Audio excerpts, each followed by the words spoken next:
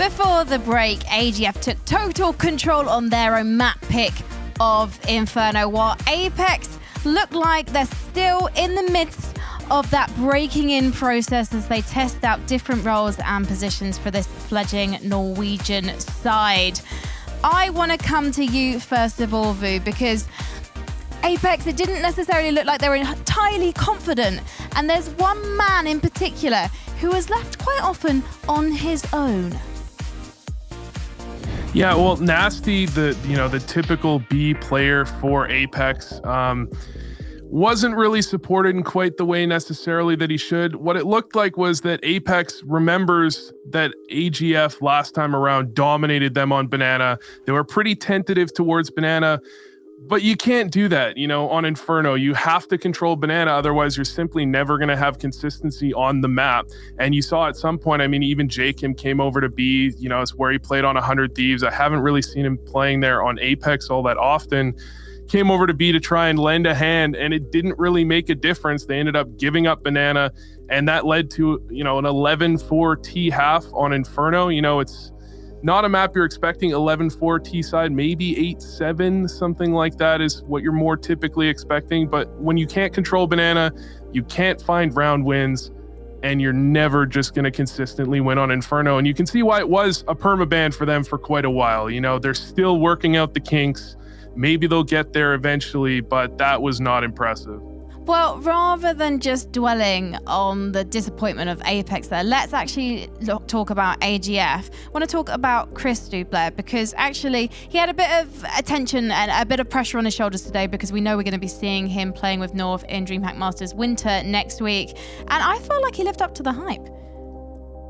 Yeah, again, you got to bear in mind that he is playing against Apeks right now, but I like the way he was being used by AGF. Obviously, he's been playing for them for quite a while, and I do believe we're seeing signs of how he's going to be playing for North. He did play for them a few months ago as well, right? He is the AWPer, but I like the way he was getting a lot of these opening kills on the T and the CD side. In fact, going 9-3 in opening duels, and very impactful in getting those opening picks, enabling his team to really take over some of those rounds. But yeah, Christo, I'm not going to say I'm a really big fan, but he is a player I'm really looking forward to playing for North next week in the DreamHack Masters. Well, I'm hoping we see a lot more flashy plays from him on Mirage. It's a great map if you're an AWPer, and when he did play with North last time in the last DreamHack Masters, he was more on the rifling role, because obviously MSL, he's not going to be giving up his AWP for anyone. So this is now a potential for us to see what Christo can really do with the big green.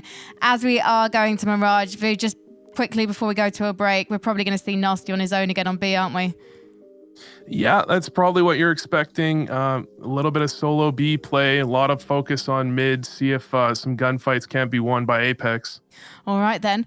Well, as we all say, take a breath and a prayer for Nasty, we'll be going to Mirage in a few short minutes.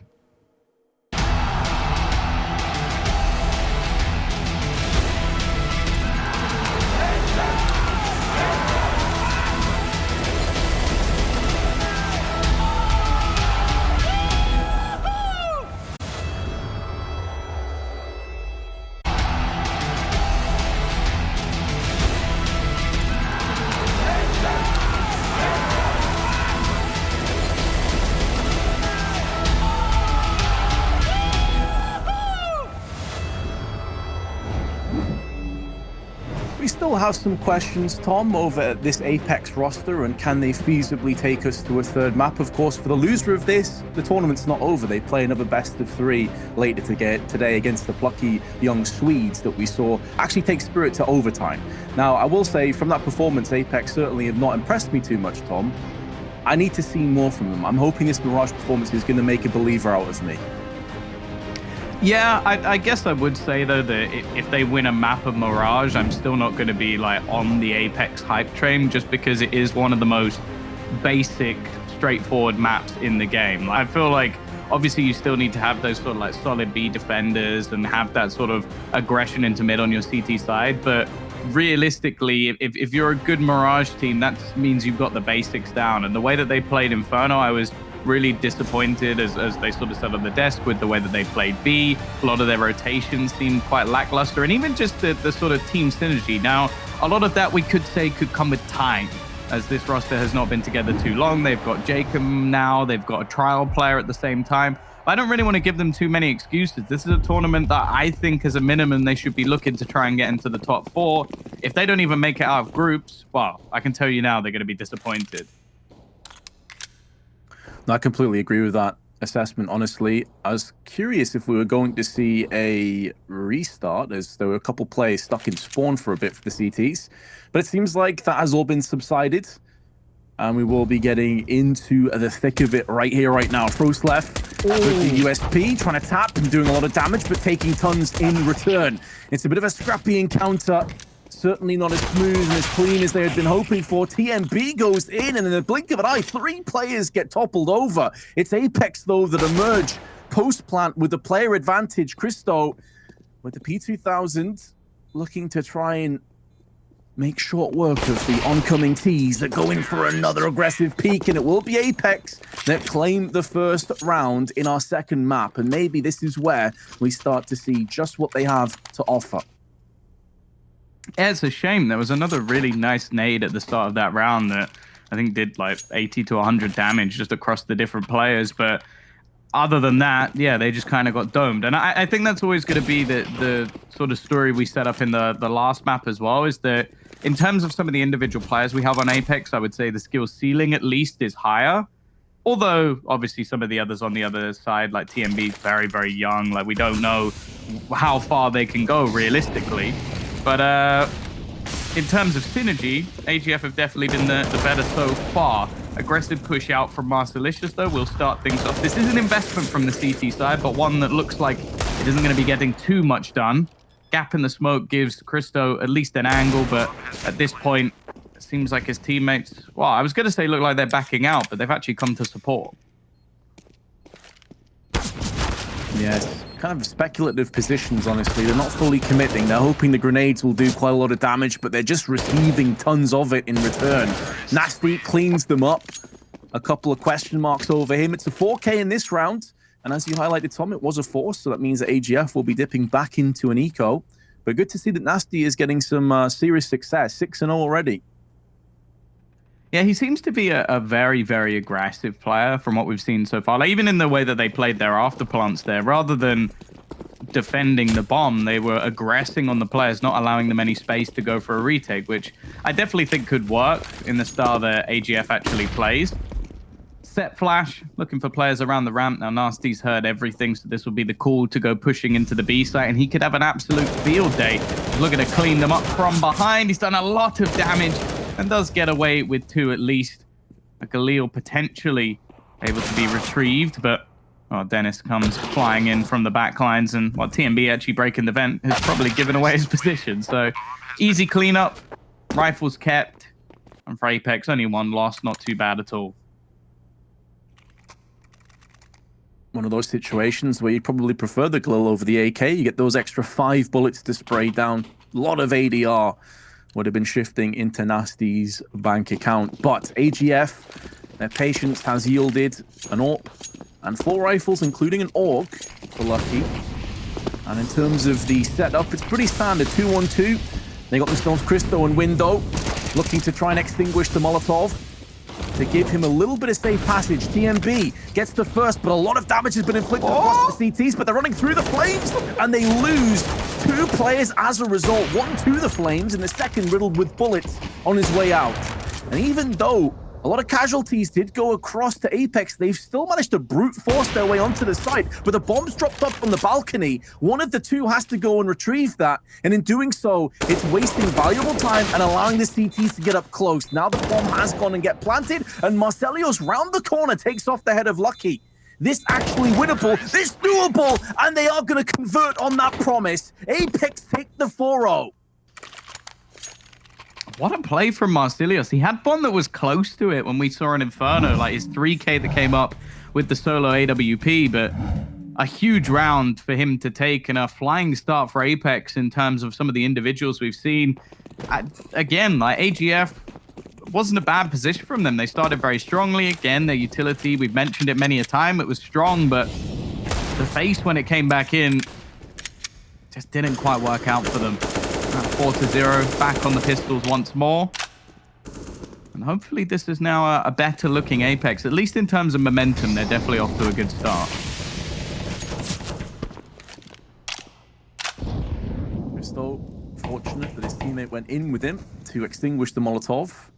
Only taking 14 damage, even though they were perforating that smoke. But yeah, indeed, Tom, this is a new look from Apeks. Nearly already equalizing their grand tally on Inferno overall. It's looking good for them to get a 5th, but a weakened Gross gets finished off, and Frostlev not only picks up a frag, but takes an AK with him. Very low HP, though. And while Flashbang, Nasty still seemingly cannot miss now on Mirage. This is getting ridiculous. Apeks take the 5-0, but another buy on the horizon for the Danes. They almost look like they're just pugging this. Like, there was a player running out A, there was some battling in mid, like just taking fights left, right, and center and just winning a lot of them. It seems like almost like an old style sort of Imperial, the way they used to play it, where it'd be like, okay, Esperanto, you're going to run in towards the connector and try and take some battles there. We're going to send Otto around with the AWP. Like, they just like the fights. And it definitely can be viable when it comes to a map like Mirage. If you're feeling confident in your individual skill, AGF, they're going to try and play slightly more aggressive in this round, take the ramp away. It's been a point of contention so far, and for Lucky, that's almost too easy. Dennis is actually going to go back in for the trades, and he gets both! That is such a risky fight to take, but he makes it work. And now they're being caught with nades in hand. Netric needs to go big here, and he is being cornered into this site. It's left all onto Christo. He's about to leave this squad for North. Can he make this round a lot more interesting for his side? Unfortunately not. I guess it goes south in the end. Nice. I appreciate that one, Tom. I can tell you, though, that right now, AGF are not appreciating this result. They are getting battered, outclassed at every given turn. How often does this happen in CS, where you just see a team completely and utterly devastated on map 1? Second map, it's like an entirely different roster is booted into the server. Apeks, from strength to strength. If I said that one team won 16-6 in the first map, you definitely wouldn't say it was AGF. But that is the reality that we live in. Of course, this is Apeks' choice of map, but when you look at statistically, it doesn't really seem like a bastion of hope or a one to safeguard a best of 3 over. Good flashbang. TNP had the right idea, just couldn't quite connect. Good flick from Christo, who gets 2 alongside Lucky. And Frostlev had too many opportunities. A target-rich environment, and he shoots between the 3 of them. They do have control of the bomb, though. And this could still get sketchy yet. Maybe this is where AGF start to wake up. Yeah, who had the bomb? Was it Nasty? Because that's the worst player I could possibly think to play with the bomb, because he's been so aggressive. That's a peculiar one. Maybe it just rolled forward, you know, the rolling of the C4. Oh, come off it. Marsilius with the perfect timing. That's happened a few times now. The jump over from Lucky's good, but Jacob is there to make sure the trade is almost instant, and he does not expect Rust from behind. None of these rounds have been particularly clean from Apeks. Like, there's always been moments where you feel like they'll slip away, but at each corner, like either someone's found a decent shot or someone's clutched out the round, the timing, the map control, it's just working all in their favor. And AGF, I think they're flustered at this point.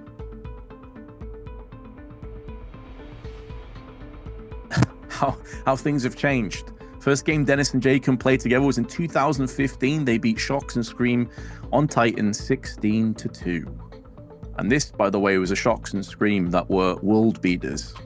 So it goes to show just how much pedigree is in this roster, why some people were so excited to see this duo back again. And well, this map has been showing us why, although I would argue it hasn't necessarily been Dennis and Jacob that have been the spearhead. It's mainly been Nasty, and Marcelios has had some great rounds as well. So that's another warning sign, I suppose, or a red flag for AGF. You haven't even seen Jacob and Dennis fully come alive yet. Well, Frostlev, that's not a bad start. Almost shoots his teammate. And I think he's going to get overwhelmed. I don't know how he's managed to survive, but, well, it works out. Frostlev will help them get their first round on the board, and the faster pace of Apeks this time doesn't work out.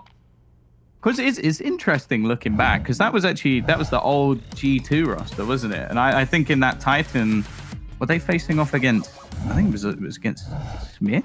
Or was he on their team? No, he was, yeah, Smith was on Titan. That was with Existence and Shock, Scream, and RPK. So a fair few of them still going. Obviously Scream now in Valorant, and Shocks and RPK, well, currently in one of the teams challenging to be #1 in the world. Christo taking off the head of Dennis. Brisk headshot on the comeback trail. It was that first half on the T side for AGF that really set things in motion, and Apeks returning the favor.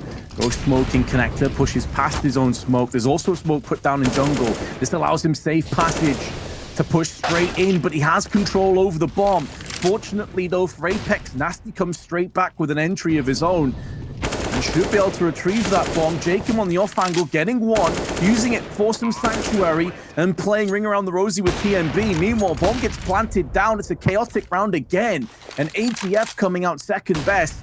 They thwarted the fast push last round. This time, though, that shadow position was dealt with accordingly. 2 players on Tetris. Smoke towards connector. Unfortunately, on AGF, the utility that they're putting down isn't really helping them a great deal. It's just putting Jacob into an awkward spot, but he stands his ground, as does Marcelios, and that one round that AGF instantly retorted on, and their economy back into an awkward position. Yeah, it's both impressive, but also I can kind of understand why AGF are struggling so much, because I'll be honest, I'm struggling to keep up with what Apeks are currently doing.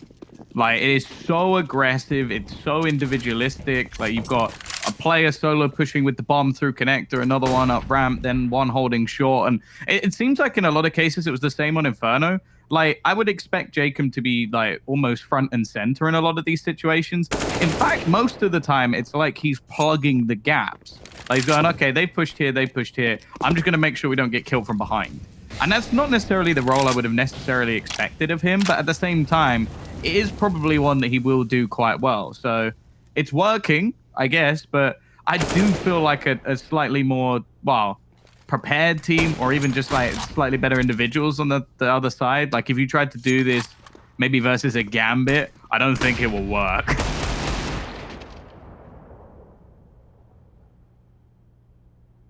Playing to their opposition's weaknesses, perhaps, and so far so good. 50 seconds left. 3-on-3, Netric landed a brisk headshot with the scout, and Lucky coming out ahead close range with the MP9 against the AK of Jacob. Netric now can do more damage, misses his shot, but information attained, and more importantly, saves his own life. Frostlev with the AWP puts it down range, no reason to repeat. They know that Dennis is in the B app. Takes down one, but there's Netric with the scout. And again, it has been a reoccurring theme, Tom. Whenever a team seems to have a really bad buy, they somehow make it stick. Yeah, I think a lot, again, it comes down to the way that Apeks are playing this. As said, pretty much all the way through it, it's been very disjointed. So that's not really the way you'd like to see teams play in these anti-eco situations, because you give them much more of a chance of winning those duels. Like, sure, an MP9, if you're facing off against 5 people rushing you down, probably won't get a multi-frag. If it's a 1v1, that's very much possible. So they've almost given them the battle that they wanted. And now, actually, the economy for Apeks isn't great. We've sort of spoken about how Counter-Strike at the moment almost has that sort of blue shell mentality of you're constantly given buy after buy until you eventually bring it back. If the economy goes now for Apeks, 8-5, 8-6, who knows where it goes from there? It might not be over. And realistically, they have been utterly dominant so far. They deserve to be taking this half convincingly. Absolutely. They certainly do. But they have to keep that consecutive consistency in these rounds going. They can't afford to take their foot off the pedal. We saw the ruthlessness that AGF had in that first map. TMB, an awkward exchange, switching to his sidearm. And the USP takes off the dome of Marcelios. So not only is it looking like they'll take this round, but potentially with all 5 players intact, just as you were speaking about that economy building up and accruing a little bit more momentum. This would be the perfect remedy for the time being for AGF to at least get themselves a very real opportunity to mount the pressure.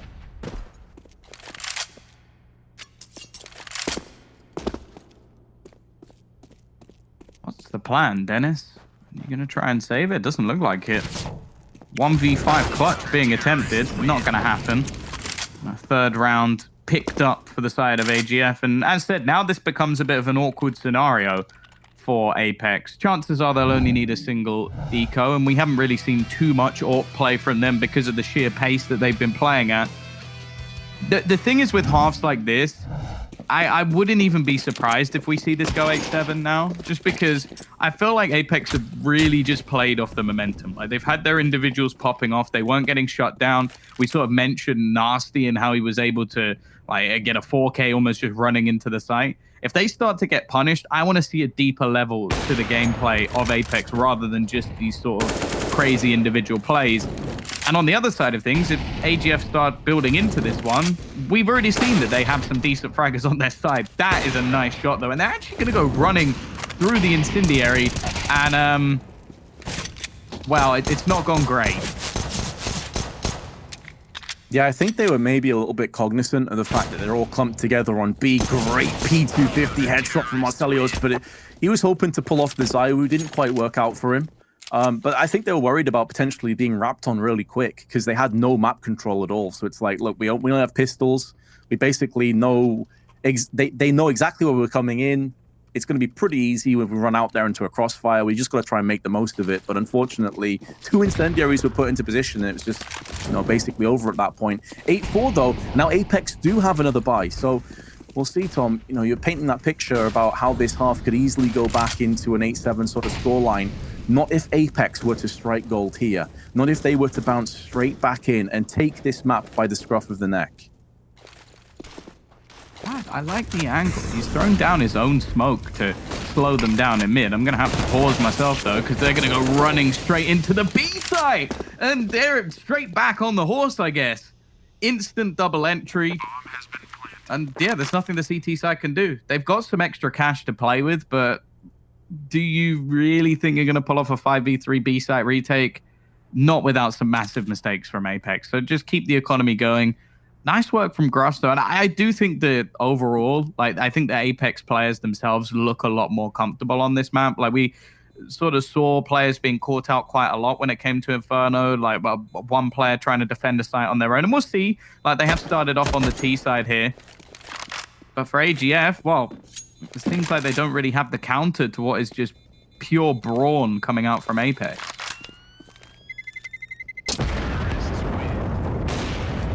Yeah, that's how it feels. It is just straight up blunt force trauma, aggression.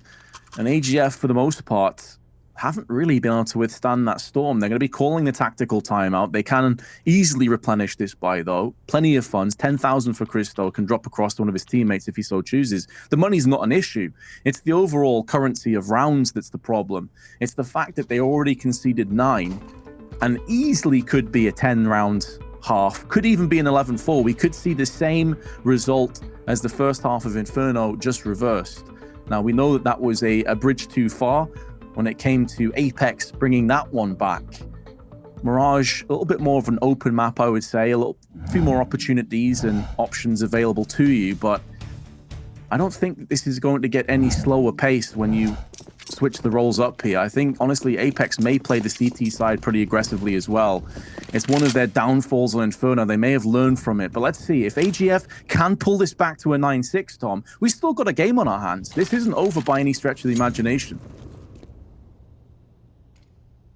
Yeah, for sure. I think that this map really does come down to almost the teams themselves as to which side it ends up being favored. And in the online era, we've seen a lot more successful T sides. So I'm not counting them out just yet. I will say, though, that Apeks look like a team that will just be able to carry this momentum forward. And winning a round like that, where one of your players just ends it in a matter of seconds, you've got to be feeling so confident at this point. Utility will be expended as they try to encroach on this A site. A lot of ground gathered by Dennis, but doesn't get anything done with it. Jacob, however, will cut off the rotations, not allow any further control, and the timing through connector could be absolutely perfect, although they don't actually take the advantage onto Christo.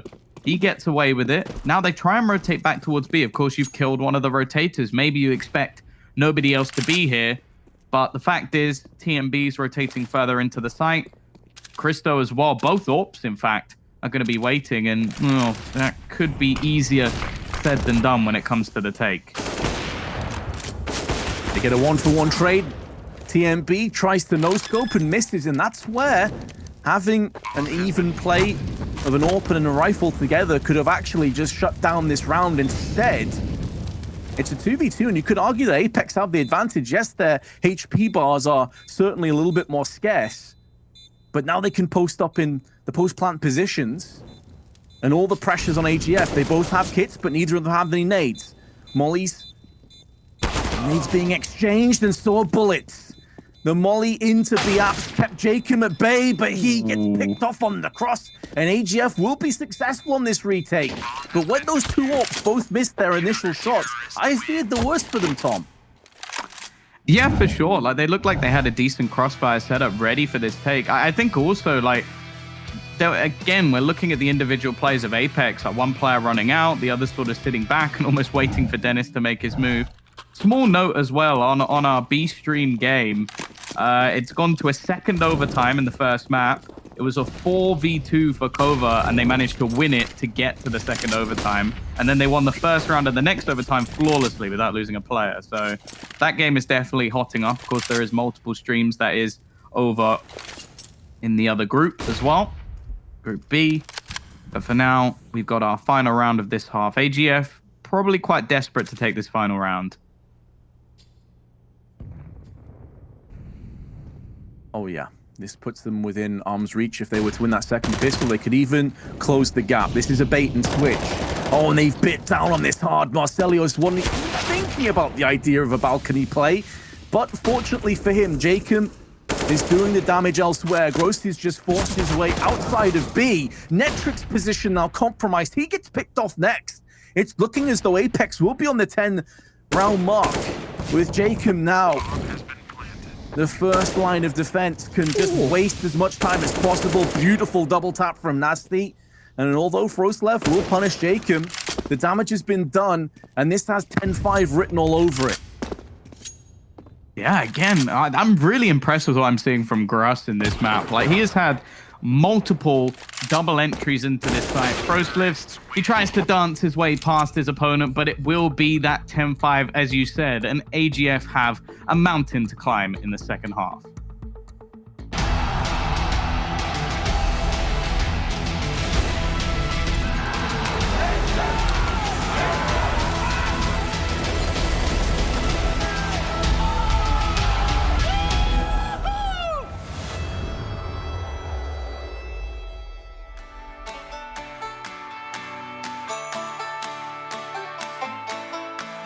So say hello to each day that you live. It's a chance to give love, so give thanks that you're alive. So say hello, brand new day, brand new way. Wipe it clean, make it shine and start it all again. You're alive, make it count for all that it's worth. You're alive, make it count. You only get this once.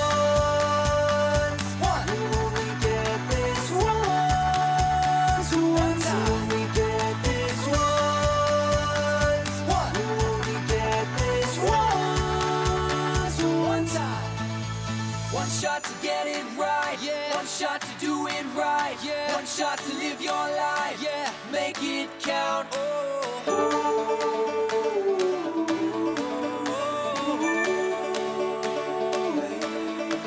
It's your life, just live it. Just one life, don't waste it.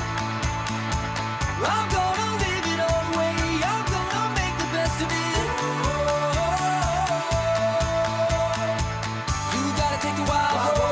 Don't listen to the doubters. Keep doing what you do best. Don't let them kill your dream. No.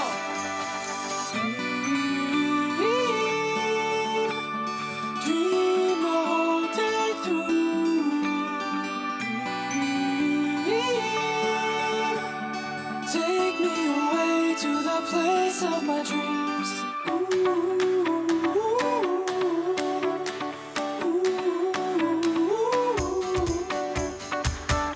So say hello to each day that you live. It's a chance to give love, so give thanks that you're alive. It's your life, oh, just live it, hey. Just one life, oh, don't waste it, hey. I'm gonna live it all the way. I'm gonna make the best of it. So say hello to each day that you live. It's a chance to give love, so give thanks that you're alive. So say hello, brand new day, brand new way. Wipe it clean, make it shine and start it all again.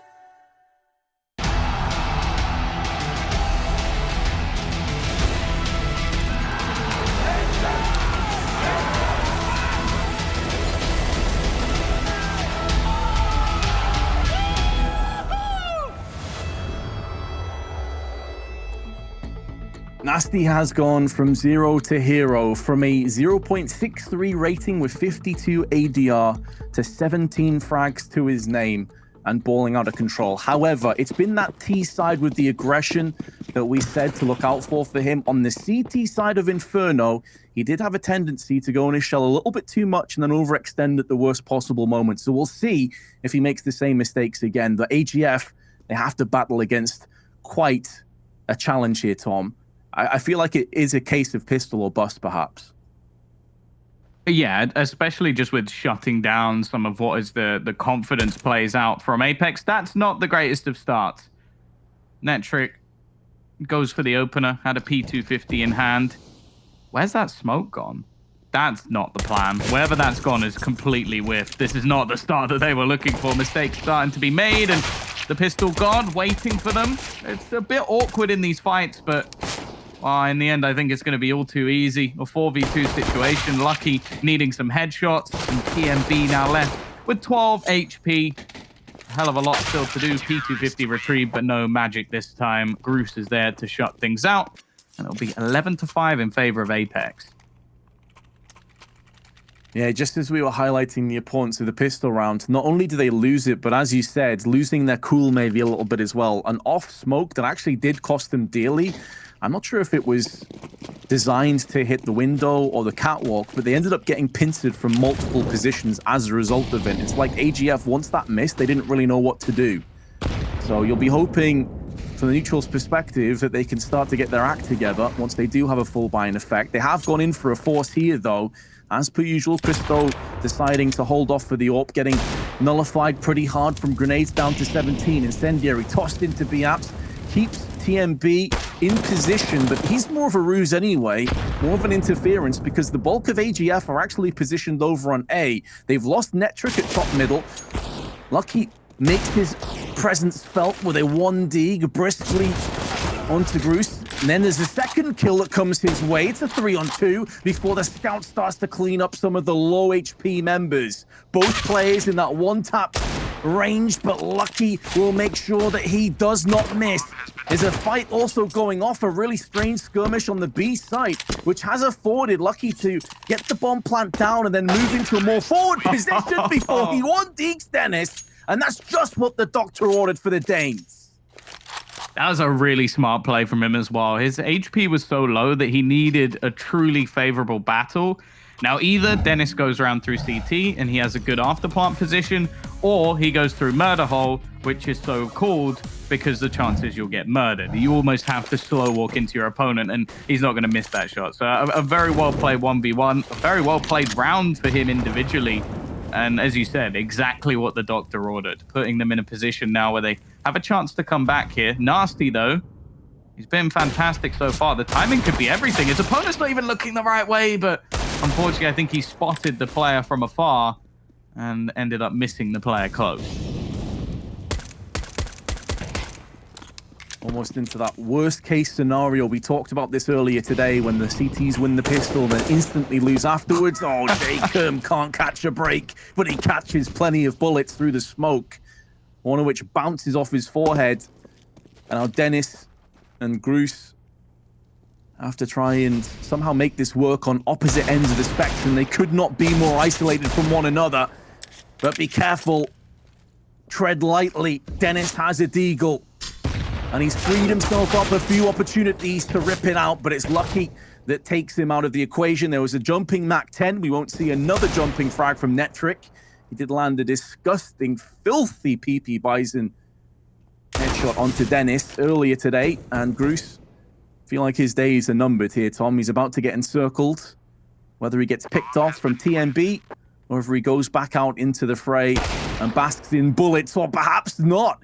He decides to pull the trigger. He comes out with a 1 deag, but on 8 HP, this would be a miracle if he pulled it off. He doesn't have a deagle alongside a kit or any grenades. It has to just be straight up entry frags back onto the site, and Froslev says no. AGF pick up a 7th. Yeah, a close round. The other thing I've always been told is, like, if you ever want to feel unique in the universe, if you just say like a multitude of different words in a sentence, chances are you might be able to find a combination of words that makes you unique. And Vince has just done that there when he said that he saw a phenomenal PP Bison headshot, because those words have never been said before. Look, some of us just want to see the world burn, Tom. And that was one of those moments, you know. And it was fitting because the context behind that, by the way, for anyone that may have seen the clip, is keep in mind it was Marcelios' PP Bison that they picked up and then used against Apeks. So they live by that sword, but my God, did they die by it. It is a clean sweep from AGF, by the way. They picked it up in the round before and saved it as well. So it's not even like they just found it that round. Like, it was kept. So yeah, it was a funny round. We're going to have to move on from it, though, because AGF have now started to make this one look competitive. Of course, we're yet to see a buy from Apeks. So this is where things could get a little bit more interesting, and yet to get a full buy, I guess you could say, from AGF, because they're still keeping a little bit of a bonus. I will say a single Mac 10 could normally be almost beneficial in a lot of these earlier rounds. 3 players without head armor. TMB just could be almost selling a bit of a fake here, just trying to be as irritating as humanly possible. Somehow he manages to thread the needle between those 2 players, but a lightning fast flick from Marcelios. However, it is just a fake, although they're running in one by one. Like, nice shots from Gruus nonetheless, but they've made that too easy for him. Picking off one player looking the wrong way. However, Netric comes straight back. He's made things a little bit more interesting. The peak comes into his favor, but Nasty, well, he's confident. We've said it before, and he will close out the round. I just want to give props to an unsung hero. The observing there was excellent. Every single key moment in that round was caught beautifully. You saw Gruus just absolutely lighting up the scoreboard. Beautiful headshots being picked up left and right, and Netric in the meanwhile doing tons of damage with the AK. But yeah, I mean, we really saw how much talent and ability levels there are on this server right now. Like, so many brisk headshots. Marcelios kicked the last round off with a fast flick. This time, though, he does miss. Doesn't miss twice in a row, and Jacob is there to lend him a helping hand, keeps Connector under control, and keeps Apeks with a 2-player advantage. They are getting more and more confident by the second. You sort of mentioned it going into this half. You didn't expect the aggression to stop, and it hasn't. They're looking to take the fight to AGF, not allow them the chance to get these executes going, and it's been different almost every single round. Note the last round, aggression into apartments, AWP there, relatively passive elsewhere on the map. This round, they take control of middle, they battle for it, and then also look for the fight around the ramp at the same time.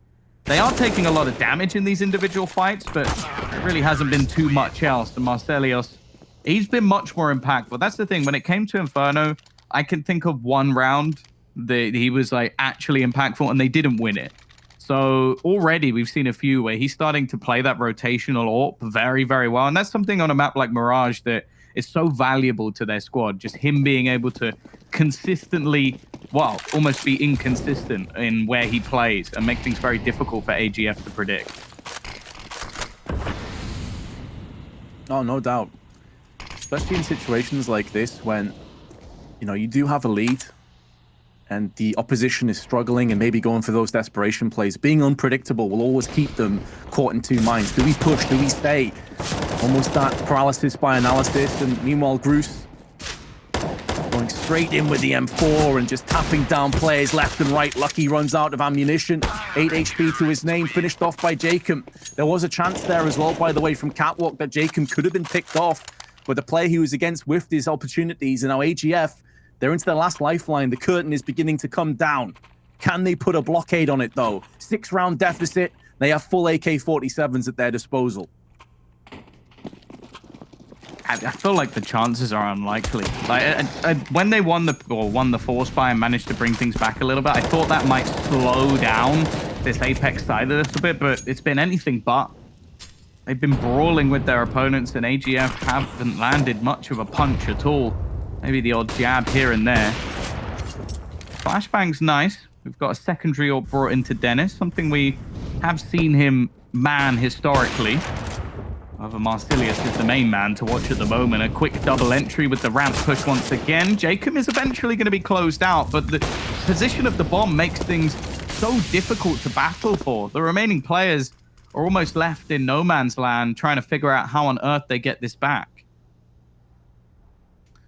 Yeah, this does feel untenable. You feel like if they can maybe catch these two rotation players from Kitchen, maybe there's a way forward that we can start to stranglehold over ramp itself. There's still a lot of time left on the clock. 55 seconds. Christo is making moves. He will be the first point of call, and he goes down to the hands of Groos. And it seems a bit of a head scratcher. Like, you have to assume that Apeks know the bomb is there. Why are you sending one player alone against unknown amounts of enemies? Dennis has missed a couple of shots in this round that could very well prove to end his life, but still, those two players haven't budged an inch off the bomb. And why the hell would they? That is the key piece in this puzzle. And AGF, to me, are already positioning like they want to save here, Tom. Like, they don't even seem interested in going for it. Yeah, it almost seems like they think that Dennis has the bomb in his back pocket, because they've been chasing him for the last, like, 20 to 30 seconds. I guess just to give themselves a better place to save, but it really is past the point. Like, I feel like you needed to battle for that. Sure, you fell straight for the trap of what was the initial setup from Apeks, and a great setup at that. Like, the bait and switch is one we see very often, but both players landing their shots instantly is going to make things impossible. But it's the reaction, because you have to note that that came down to a 3v3, and at no point did it look like they were getting back into the round. Absolutely not. Some odd decision making, but for the potential final round, oh, that one tap from Groos. He seems the master of the CT boxes, by the way. He's had so much impact from this position, but now TMB goes in with the AK, sprays down two.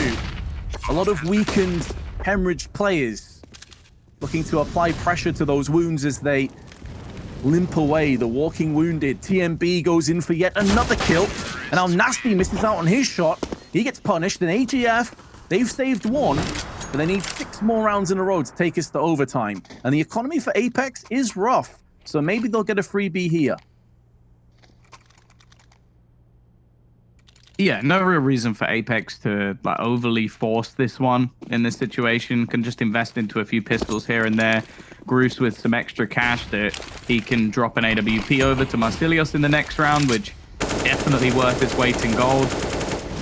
Seeing a much quieter performance from Christo as well. We know that he's going to be moving on soon, but this is almost the last hurrah. Dennis, though, back with his Deegan. Jacobs found another. Left on to Big Nasty to try and fight this one back. He's left in a 1v2. He has cooled down a little bit, though, on this half. Or have I spoke too soon? First one, Deeg has connected. No kit, but enough time to make a go of this, but misses out on his second opportunity, and TMB comes out with a 4K and his 24 kills to the good. Actually top fragging, even though his team trail 15-10. Very well played. Yeah, maybe they picked the wrong Dane. Like, TMB's been really impressive, and you look at the sort of ratings of their team over the last few months, he tops them. A 1.13, and normally that's not that impressive, but you have to remember how much they played Masterlicious. The AWP of him, as said, he's been so much better when it comes to Mirage, looking much more comfortable in his role within the team. Seems like they've given him so much freedom to fight with as well, go wherever he desires.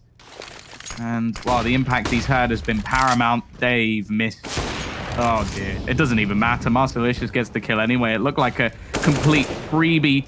Lucky at least able to trade one back, but a 2v4 situation, he almost needs a mistake to be made, and his teammate's still in mid. Nasty knows exactly where he is as well. They needed Netric to make moves earlier on and try and shimmy away from some of that aggression. Bomb dropped up on the balcony. This is going to be incredibly rough for him to pick off. AK is not going to come true, and we will be tied up at 1-1 as we head into our third map, Tom, and a much better performance from Apeks. Yeah, I'm surprised at the response. I think maybe just more work needed to be put into Inferno, but that was really well played. It looked like every player was comfortable. They were able to find a lot of aggressive positions, taking fights that maybe they shouldn't necessarily be fighting, but winning them nonetheless. And now we get our third and final map. Of course, just before that, though, Frankie and the Desk are going to be breaking that one down.